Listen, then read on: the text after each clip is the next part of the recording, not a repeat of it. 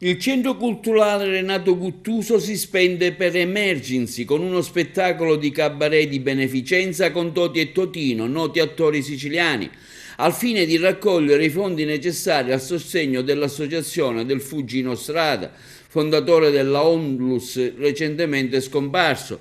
Lo spettacolo di raccolta fondi si svolgerà il prossimo 5 settembre al Teatro della Valle Tempio di Giunone.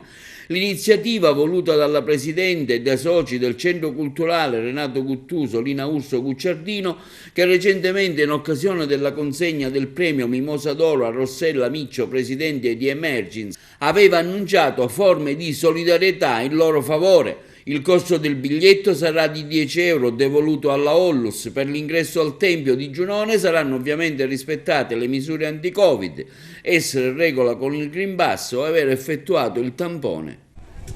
C'è posta per te. Grazie. Prego. Un attimo soltanto che dobbiamo leggere la cartolina. Non ci posso credere. Leggi. Allora, ascoltate. Ritorniamo all'epoca antica. Allora. Siamo al Tempio di Giunone.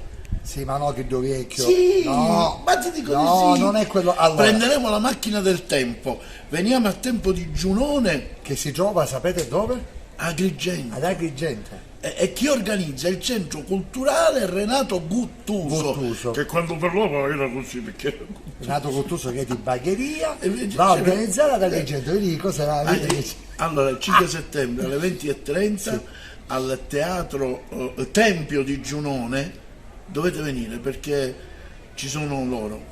Attenzione, dovete venire poi con Green Pass, E il tampone. vaccinati, tamponati, ma non tamponati chi macchine, No, tamponati. Signori, è uno spe- spettacolo di beneficenza. beneficenza. E dai, Sì, si pagano 10 euro, dobbiamo aiutare tante persone. vi prego. dobbiamo farlo. Non lo fate per noi. Noi lo stiamo facendo facendo, che abbiamo a casa. con permesso, Tempio di Giunone. liberamente. Giunone. None. Su. Sì. Sì. Io me ne sento. Arrivederci. Buonasera. Giù.